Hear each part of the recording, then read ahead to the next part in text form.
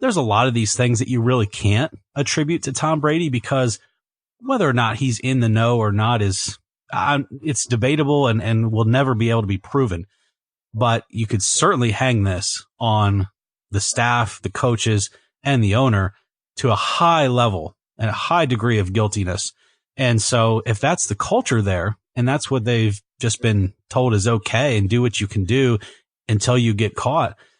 I'm a firm believer that Goodell maybe didn't love the way Tom Brady handled the Deflategate thing, but I'm also kind of believing that Tom Brady may not have been the one that institutionalized the actual deflating of the footballs, but yet the Patriots, I think, did. So it's just a whole mess where, yeah, I think there is going to be a situation in history where we find out that this legacy wasn't quite as good as what we thought. I think if more comes out, and especially if it's something that's proven where they had the ability to figure out what teams were going to run on the defensive side because they knew some kind of a signaling, or they had illegally attained those type of things, and they were able to get Brady into optimal looks on certain calls, which made him look better, which elevated his play. Then I think it has to take him down a level. Does it take him down from the number one spot? Because it does seem like there is such a distance between him right now and Montana, and Brady's still going. So we don't even know how many rings he'll end up with. But I think it's going to taint him, because you talked about Barry Bonds. That was the first person I thought about. Bonds broke all these records, and he's not a Hall of Famer. By most is considered not even the greatest player of all time, or not even a top 10 type of guy, because you have to put the asterisk there and you have to explain the fact that he was involved with steroids. And so how do you flip that forward if you know that there was cheating going on? And again, we're talking hypothetically, if down the road something else comes out that you can actually stick to Brady, how that will affect him. I think it has to. You can't knock Bonds and McGuire and hell, even Pete Rose for what he did, and not consider what these guys did and take the cheating aspect and basically deflate their legacy, for lack of a better word, and to not do the same thing to Tom Brady. You've got the Houston Astros that are probably the closest franchise that are getting fried by everybody for what they've done with this whole, their pitching thing in the video. And you look there, they haven't even had anywhere close to the run the Patriots had. They've had a very short window. And in order to get that, they have a very sophisticated scheme. Well, sophisticated on one hand, I don't know if beating on a trash can is very sophisticated, but in order to obtain those type of signals, they had all this type of stuff going on to get there. And they've only had a very short run. You're talking about the Patriots now. We're closing in on 20 years of this. So what else what else is going on with this team? And I think that's the problem when you look forward. Eric, this reminds me of like an injury, when there's a player that you're like, man, I don't know. He just doesn't look right. This strikes me as almost like Alvin Kamara. Like, he's out there. He just doesn't look like the same guy. Mm-hmm. And you feel like as soon as the season is over, it's going to be, well, he's playing with, he's had 2 strained ligaments in his knee. He also had an ankle injury. He's got this going on. He's got that. That's what I feel like is going to happen. There's going to be someone at some point who's going to get pissed off on this organization, and they're going to be the whistleblower. They're going to empty the barrel on this team. I'm surprised it hasn't happened yet with the way that they get rid of guys. So to me, it feels like there is a very, very tight-knit group that knows what's going on with this team. And maybe the players aren't privy to it. Maybe it's just how they're coaching these guys up, where they know something and they just educate the players at such a high level. They're like, damn, these guys really know their stuff. Like, they really make me better. They really know what's going on. Well, they know what's going on because they've illegally obtained things that other teams aren't privy to, which makes them look really, really smart. If I give you all the answers for a test before you take it, you're not smart. You're not smarter than I am. You were just able to obtain all the answers and memorize them. That doesn't make you the smartest person in the room. So I think there's some of that aspect going on where this is all we know. What else don't we know? That's what I feel like, Eric, at some point down the line is going to come out. So here's the big question for me. You look at a team like Penn State, let's say, after the Sandusky Paterno thing came about, there was a lot of wins vacated. Now, we have basically no precedent for that in the NFL.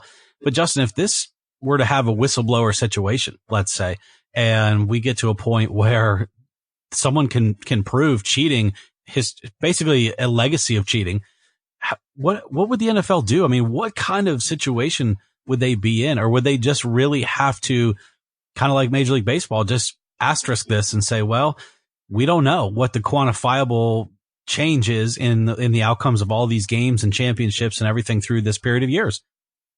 I don't see that the league would do anything to it. I think that they would just basically take that information almost like, sometimes the FBI, if they find a hacker or somebody like that, they end up like hiring them to help them figure out how to stop the next person. I could see them doing something like that where they're going to take that story and try to implement it to figure out how to stop it from happening going forward, or try to get more sophisticated in their NFL security side to make sure this kind of stuff isn't happening.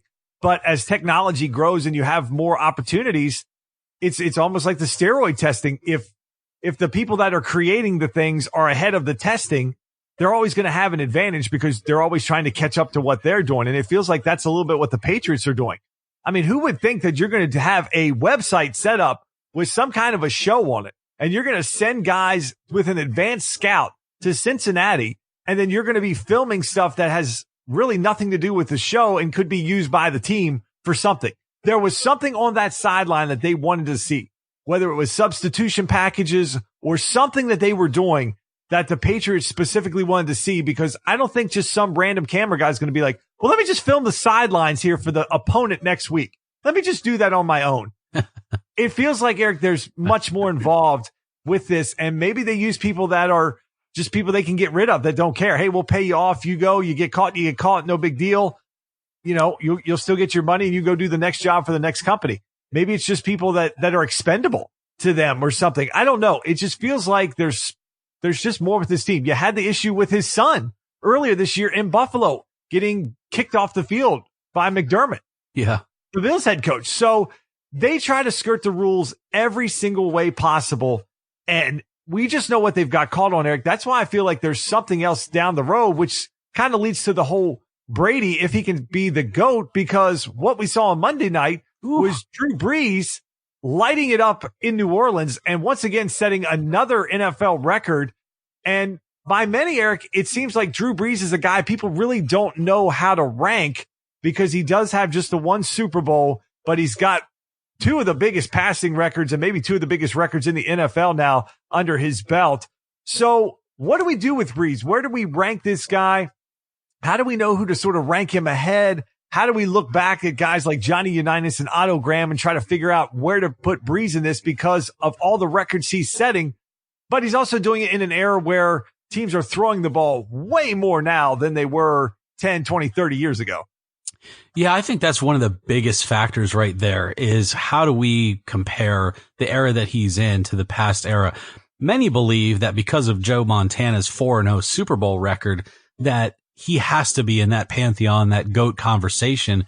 But if you look at, and I know his career really wasn't, I don't believe was as long as Drew Brees. I mean, Drew Brees, Tom Brady, they're older guys. They're by far the older quarterback age for historically in this league. So what I'm getting at there is you combine cumulative stats through longevity with the era that they're in. I mean, Montana, he's only ranked 20th on the career passing yards list.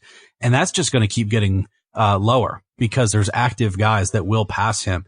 So he's with 40,000 yards career and 211 yards per game average, but 4-0 in a Super Bowl. That just goes to show you that the teams played way differently back then because Drew Brees is going to probably double his yardage output. Drew Brees has 76,884 yards now, almost 77,000. So he'll get to close to 78,000 by the time the season's over. And then you've got the playoffs. And I just think that it's just not, it's apples to oranges with that. He's got way more than double the touchdowns, 280 yards, average per game is what Drew Brees is passing. I actually thought it would be more. And then, like you said, a 1-0 Super Bowl record. So to me, I think it's going to be interesting because you get into this same conversation that you have with athletes all over sports where is never getting to a Super Bowl, but being a great player for a long time, like a Dan Marino even. Is that better than going to a lot of Super Bowls and losing some of them? Even Tom Brady, he's been to 9, but he's lost 3 of them. So he's lost more Super Bowls than Drew Brees. if you want to look at it that way. John Elway, your guy, he's best Denver quarterback to ever live. Unless you count Peyton Manning in there, but certainly Peyton Manning's an instant, pantheon guy. But John Elway, 300 TDs, 51,000 passing yards, but has a losing Super Bowl record, if I'm not mistaken, 2-3. Doesn't mean he's not one of the greatest of all time. He just has a losing record in Super Bowls. So I think, to me, the Super Bowl thing for Drew Brees is going to be one of the most interesting factors, because he's going to be so far away and above, other than the fact that Tom Brady's still active and right behind him with these things. So eventually they're going to just go tit for tat with yards and touchdowns. But yeah, I know it's tough because Tom Brady has the Super Bowls, but Drew Brees, I mean, you got to hand it to the guy. If it wasn't for Super Bowls, he'd be a lock for greatest of all time, I think. Yeah, it's hard for me to put Brees. I think Brady right now, again, what we know right now today, I think Brady's got to be your guy. That's number one, just because he's got 6 rings. He's been to 9 Super Bowls. That's pretty damn impressive. Montana, I think, is clear-cut second with the 4-0 number. Then I think it gets a little murky at 3. I think Peyton is there now with the numbers that he has and the 2 titles. And then for me, I put Brees 4, just because I can't quantify. Look, I didn't do a lot of research and going back and watching a lot of Johnny Unitas and Otto Graham film this week. So maybe I'm wrong there. I'm sure maybe somebody's going to get angry at that. But I think for what Brees has done, numbers wise, he's got the Super Bowl. And then when you look at what he did for this New Orleans team, Eric, this was one of the worst franchises in sports. I mean, they were known for the fans that had the bags over their head. Yeah. And when you look at the 17 years before Drew Brees got to New Orleans, this is a team and a franchise that had 3 double-digit winning years during those 17 years. Since Brees has been there, they've got 8. He has completely changed this franchise. He has made them in almost every year to be a team that's a perennial playoff team and that can make a run. And he's made this franchise relevant. And I think there's something that should be said for that. Just as when you look at Green Bay, they've kind of been an institute. They ran like a smooth running machine with Favre. They were kind of the same type of franchise, a threat to get double-digit wins every year, be a playoff team, and then Rodgers steps in and they keep it rolling. You've got franchises that just run very well. Pittsburgh's another franchise that can seem to do that, just switch from quarterback to quarterback. They have a franchise. They have a model in place. The Saints didn't have any of that. Brees came there and immediately changed the course of that franchise. Oh, and he set all these records along the way. So I think that has to matter. So in my opinion, Eric, I think if somehow this year, say, the Saints win the Super Bowl and he gets to 2 and he's got the records, I think in my mind, that's where he could jump into that 3rd spot. Because if he's got more records and he's beaten Peyton's records and he has the same amount of Super Bowls and he's taken a deplorable franchise basically before he got there and turned it around, I think that has to matter in some way when you're looking at this. So that's where I would have Brees ranked at this point. I think he's 4 for me, and then he's got a chance to get to number 3 if he can get one more Super Bowl. If he doesn't get the other Super Bowl, I don't know if the numbers justify jumping him over Peyton, who's got another Super Bowl title than he does. Yeah, I can see that argument. I'm going to be a little bit more exacting on it, which is that I think he's definitely jumping Peyton if he wins another Super Bowl. So 2-0, or even if he gets to 2-1. I mean, I don't think the Saints get to that many more before he retires. But as a matter of fact, I wouldn't be surprised if the Saints somehow find a way to win the Super Bowl if Brees is the type of guy that leaves on top like that. Like Brady should have probably last year. But either way, I think for me it would be a lock to put Brees at maybe even number 2. Ahead of Montana. So Brady, Brees, Montana, and then Manning. For me, somewhere in that order. But yeah, because I think cumulatively, it's pretty impressive. The longevity, I think, is pretty impressive. And he plays a tough sport. I mean, quarterbacks, yeah, they're going to play longer than a running back or a wide receiver, generally speaking. I mean, heck, even Kerry Collins has more career passing yards than Joe Montana. But at the same time, there's not a large precedent for 40-year-old quarterbacks in the NFL. Just like there's not a large precedent for, yes, I have to do it. 34, 35-year-old, power forward